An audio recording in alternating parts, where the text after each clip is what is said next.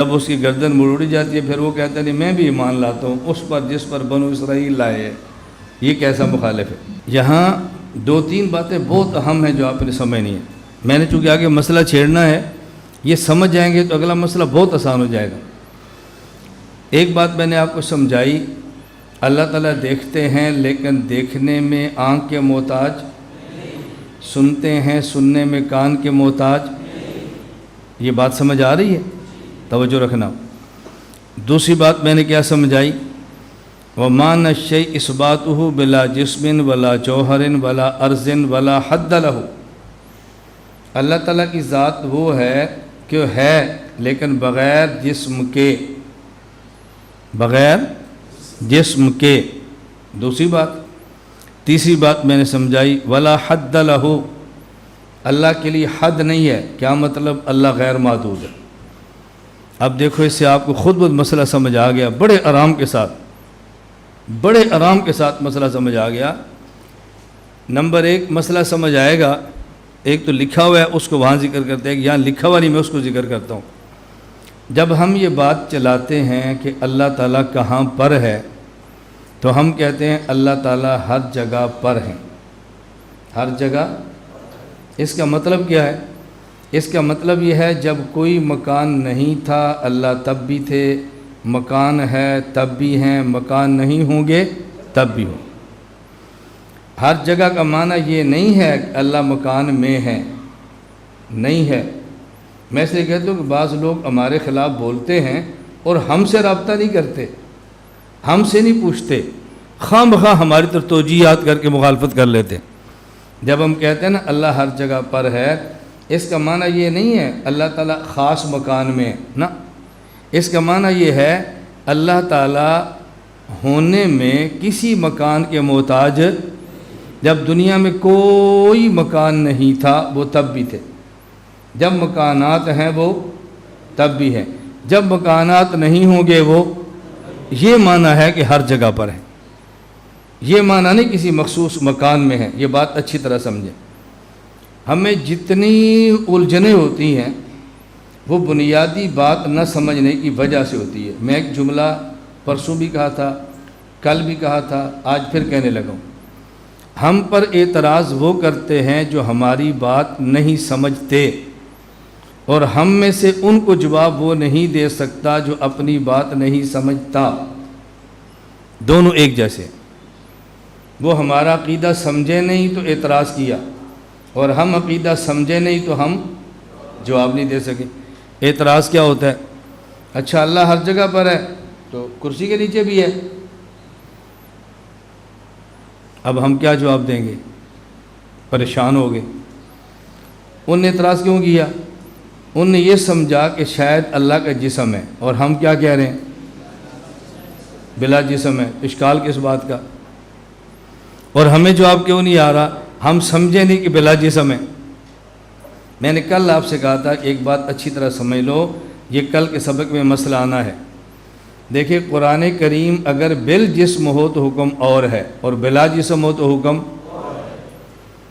قرآن کریم یہاں رکھ دو نیچے، بے ادبی ہے، اور قرآن کا حافظ نیچے بیٹھ جائے تو پھر کیوں؟ بل جسم اور۔ تو یہ جو کہتے ہیں اللہ کرسی کے نیچے ہے، بھئی بے ادبی تب ہونا جب بل جسم ہو، اور جب بلا جسم ہو تو پھر اشکال ہے ہی کوئی نہیں۔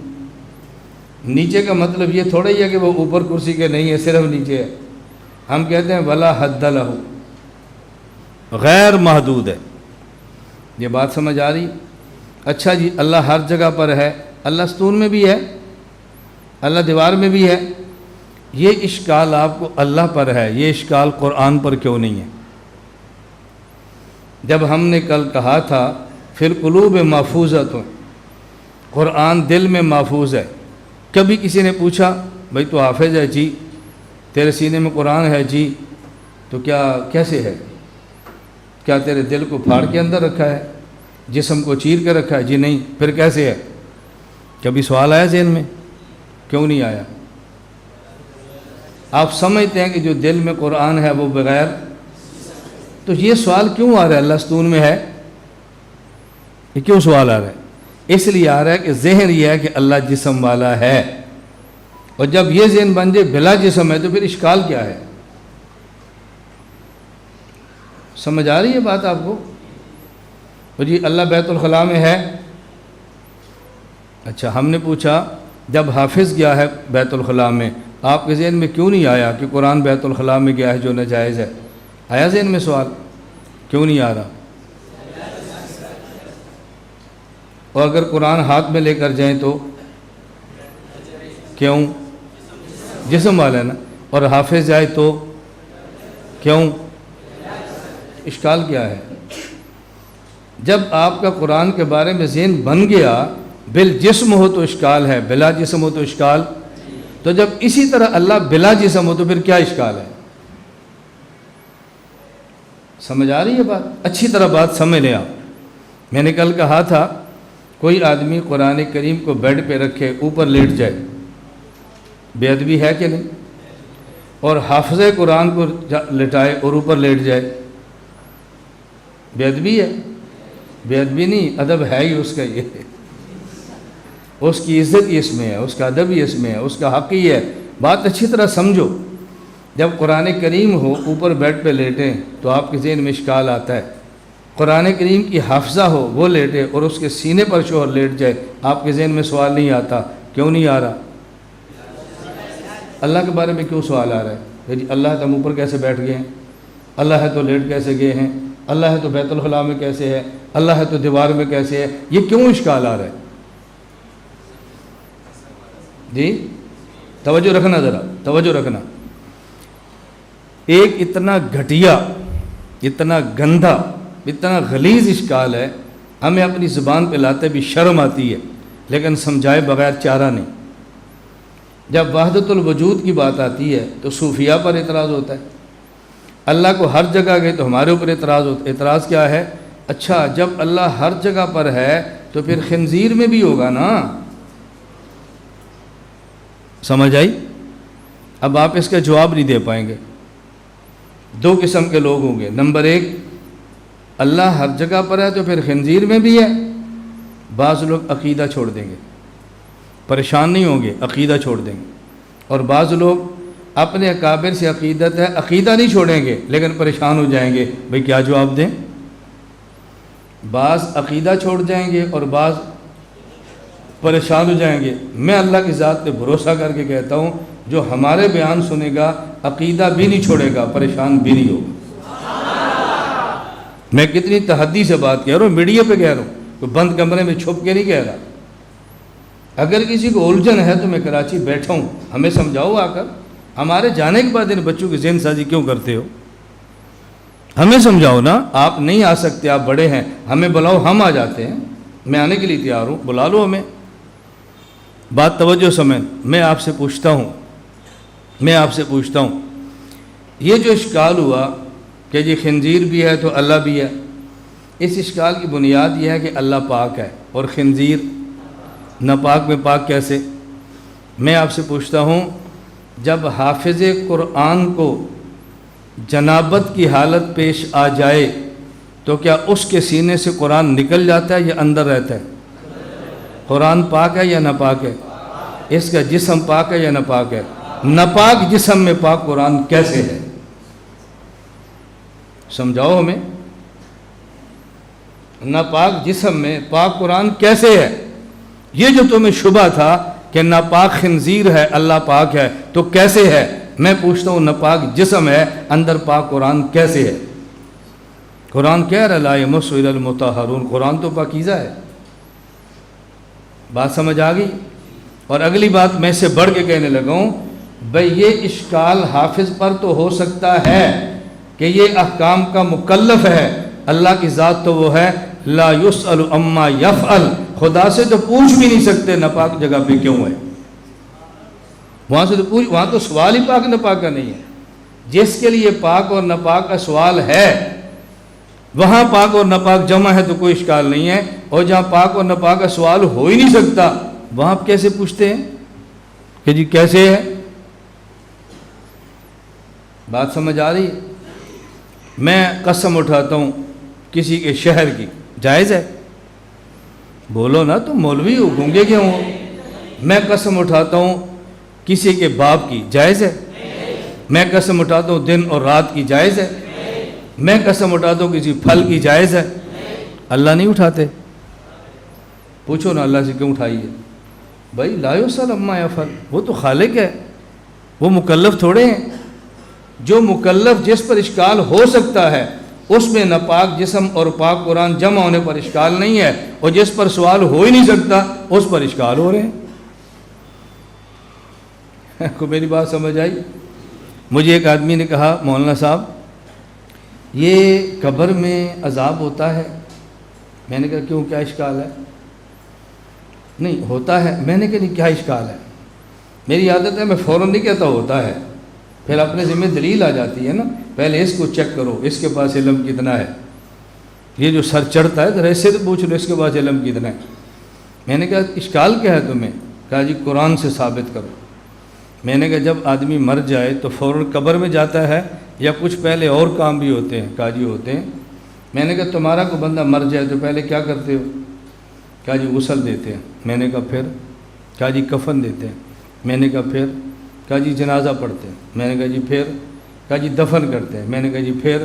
کہا جی واپس آتے ہیں۔ میں نے کہا نمبر 1 غسل، نمبر 2 کفن، نمبر 3 جنازہ، نمبر 4 دفن، نمبر 5 قبر میں ثواب یا عذاب۔ مجھے بتاؤ غسل تم نے دیا ہے؟ جی ہاں۔ میں نے کہا قرآن کی آیت پڑھو۔ کفن تم نے پہنایا ہے؟ میں نے کہا قرآن کی آیت پڑھو۔ جنازے کا حکم تم نے جنازہ پڑھا، قرآن کی آیت پڑھو۔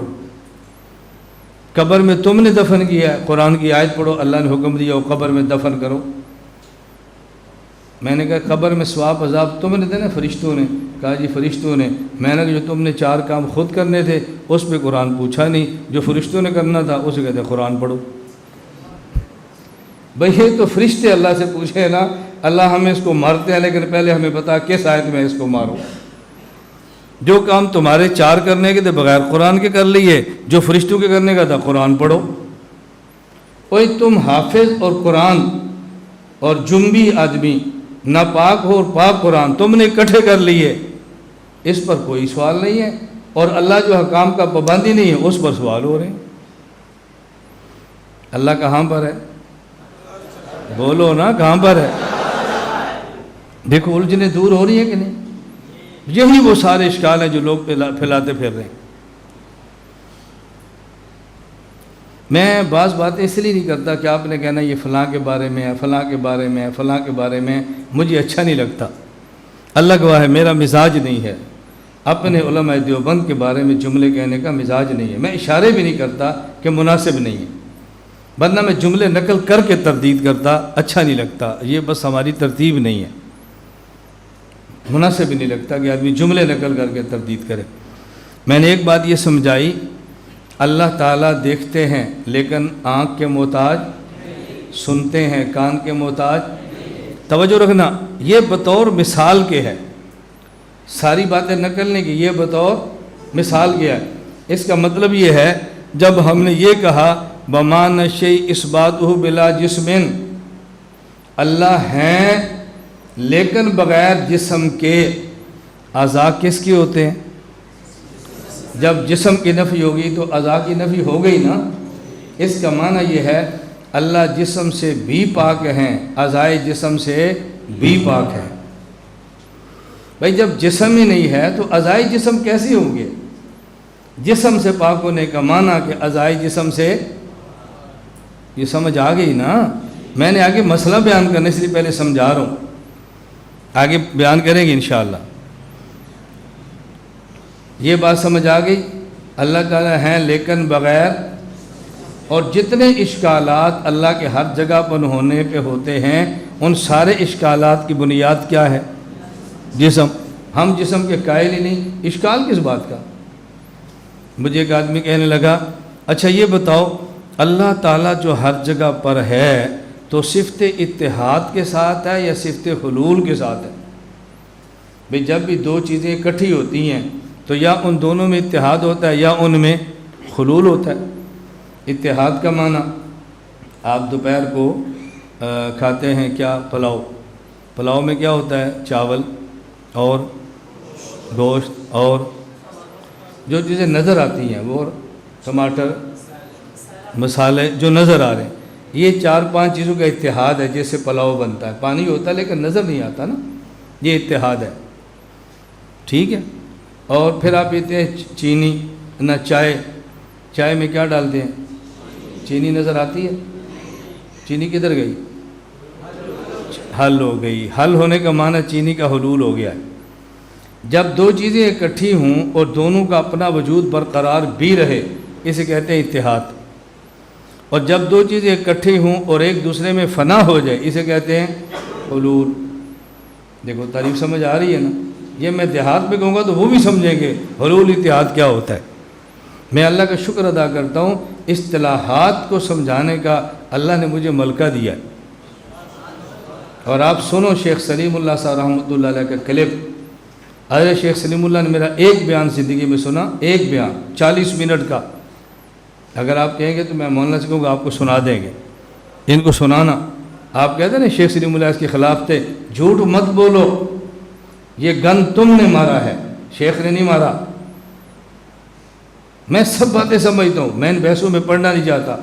حضرت شیخ کا کلپ سنو۔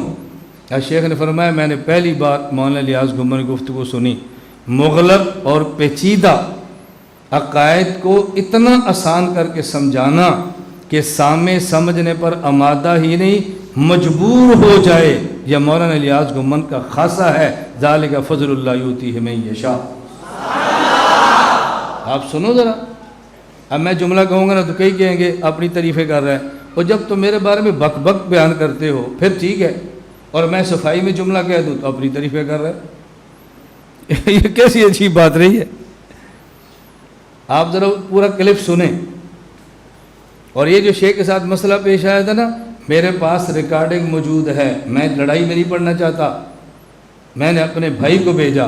اور شیخ نے فرمایا میں جانتا ہی نہیں، میرے علم میں ہی نہیں ہے، میرے پاس آڈیو موجود ہے، مجھ سے کئی لوگوں نے مانگا، میں نے کہا نہیں، میں آپس میں لڑائی کا باعث نہیں بننا چاہتا، میں یہ آڈیو کسی کو نہیں دوں گا۔ میں اس چکی میں پسا ہوں، یاد رکھنا۔ بلکہ جو ہمارا مزاج ہے نا جی، وہ اسے بہت الگ ہے۔ مجھے ایک ساتھی نے کہا اور جی آپ کے بارے میں تو حضرت شیخ سلیم اللہ صاحب نے یوں فرمایا تھا۔ میں نے کہا حضرت نے میرے بارے میں کیا فرمایا تھا؟ تو حضرت کے بارے میں کچھ کیا، پھر میں تجھے بتاتا ہوں۔ کیا مطلب؟ توجہ رکھیں، کیا مطلب؟ میں نے کہا ایک طالب علم پڑھتا ہے استاذ کے پاس، ایک محلے کا لڑکا استاذ کو گالی دیتا ہے، وہ طالب علم نالائق ہوتا ہے لیکن اس کی ٹھگائی کرتا ہے۔ وہ محلے کا لڑکا استاذ کو بتاتا ہے کہ استاد جی آپ کے لڑکے نے مجھے مارا ہے، بلاؤ اس کو۔ تو نے مارا تھا؟ جی استاد جی۔ کیوں؟ مجھے گالی دیتا تھا۔ مجھے دیتا، تو نے کیوں مارا؟ کان پکڑو، پکڑو کان۔ دو تھپڑ بھی لگا دی۔ وہ لڑکا محلے والا باہر جا کر کہتا ہے اب خوش ہے؟ وہ پتہ کیا کہتا ہے؟ وہ کہتا ہے استاد جی نے مجھے مارا نا، تو ذرا پھر گالی دے۔ میں نے کہا ہم وہ نالائق طالب علم ہیں، تم دو گالی شیخ سلیم اللہ صاحب کو، میں دیکھتا ہوں تم کیسے دیتے ہو۔ حضرت تمہارے بڑے ہیں، مار بھی لیں، مجھے ٹینشن ہی نہیں ہے۔ میں نے پہلے دن آپ سے کہا تھا بیٹا ہمارے دورے میں ایک سبق سیکھ کے جاؤ کہ ہم چھوٹے ہیں، بس۔ یہ لڑائی اس دن ہوگی جب میں سمجھوں گا میں بڑا ہوں۔ جب میں سمجھتا ہوں میں چھوٹا ہے تو پھر کیا ہوا؟ بڑے ڈانٹ بھی دے تو کیا ہوا؟ ناراض تو ہو جائے تو راضی کرو، معافی مانگ لو، منت کر لو، اس میں حرج کی بات کیا ہے؟ آپ کے سامنے حقائق نہیں ہے اور میں حقائق نہیں لانا چاہتا، اس سے نامناسب پھر ایک لڑائی شروع ہو جاتی ہے۔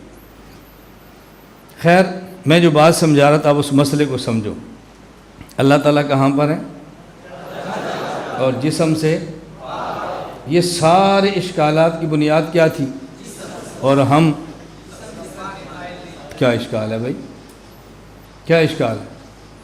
میں نے اس لیے کہا کہ بس میرا بہت دل کرتا ہے میں نقل کروں جملے، جو ہمارے خلاف جملے چلتے ہیں، پھر ویڈیو بنتی ہیں، پھر کلپ بنتے ہیں، وہ مناسب نہیں۔ تم کو یہ فلاں کی تردید ہو رہی ہے، فلاں کی ہو رہی ہے، چھوڑ دے اس کو۔ خیر مجھے اس لڑکے نے کہا جی اللہ تعالیٰ جو ہر جگہ پر ہے تو صفت اتحاد یا حلول، جب بھی دو چیزیں اکٹھی ہوتی ہیں تو یا ان میں اتحاد ہوتا ہے یا۔ میں نے کہا اللہ تعالیٰ ہر جگہ پر ہیں، اتحاد بھی نہیں، حلول بھی نہیں۔ مجھے کہتے جی کیوں؟ میں نے کہا اتحاد اور حلول صفتیں ہیں جسم کی، اور ہم کہتے ہیں وہ اثبات بلا جسم۔ ہمارے امام کو سمجھو تو صحیح نا، امام حنیفہ کو سمجھو، ہم نے سمجھا ہے، ہم اندھے مقلد نہیں ہیں، دیکھ کر مقلد ہیں۔ ہم سمجھتے ابو حنیفہ جیسا امام صحابہ کے بعد اس دھرتی پہ نہیں آیا۔ ماؤں کے رحم خشک ہو گئے ہیں، بانجھ ہوگی وہ مائیں جیسے ابو حنیفہ پیدا ہو۔ اپنی اوقات دیکھو، اپنا قد کاٹ دیکھو۔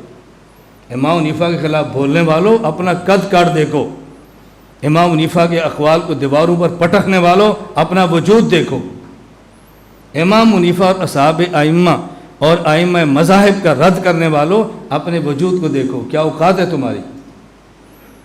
ہم اپنی ذات پہ نہیں لڑتے، لیکن اپنے امام کا دفاع کرتے تھے، کرتے ہیں، اور سینہ تان کے کرتے رہیں گے۔ ہم حلالی بیٹے ہیں۔ ہمارا مسلک اہل السنت والجماعت احناف دیوبند، میرے جملے ہمیشہ لکھا کرو، اہل السنت والجماعت ہمارا مسلک، احناف ہمارا مذہب، دیوبند ہمارا منہج۔ ہم مسلک کا بھی دفاع کریں گے، مذہب کا بھی دفاع کریں گے، اور منہج کا بھی دفاع کریں گے۔ ہم نہ مسلک چھوڑ سکتے ہیں، نہ منہج چھوڑ سکتے ہیں، نہ مذہب چھوڑ سکتے ہیں۔ یہ پٹیاں ان کو نہ پڑھاؤ، یہ پٹیاں مجھے پڑھاؤ جو تحریک لے کر دنیا میں چل رہا ہے۔ لوگ طلبہ کو سمجھانا شروع کرتے ہیں، بو آ رہی ہے فرقہ واریت کی دیوبندی کہنے سے، یہ مناسب نہیں ہے، یہ مسلک نالی ہوتی ہے، یہ چھوٹی چیزیں ہیں، اسلام کی بات کرو۔ اور بھئی ان کو نہ سمجھاؤ، یہ مجھے سمجھاؤ۔ میں جب تک جیتا رہوں گا یہ مسلک کی فضا بنتی رہے گی، میں مر بھی گیا تو تب بھی بنتی رہے گی۔ ہم نے الحمدللہ پوری دنیا میں اتنی بڑی کھیپ تیار کر دی ہے، اب اس کھیپ کو ختم کرنا بہت مشکل ہے۔ کیوں؟ ہم نے کھیپ ڈنڈے والی نہیں بنائی، لڑائی والی نہیں بنائی، تشدد والی نہیں بنائی۔ ہمارے کافر کو یہی گلا ہے نا کہ تشدد والی تحریکیں جلدی ختم ہو جاتی ہیں۔ ہماری تحریک تو تشدد والی نہیں ہے، تہجد والی ہے، ذکر والی ہے، نوافل والی ہے، اللہ اللہ کرنے والی ہے، رات کو مصلوں پر کھڑے ہونے والی ہے۔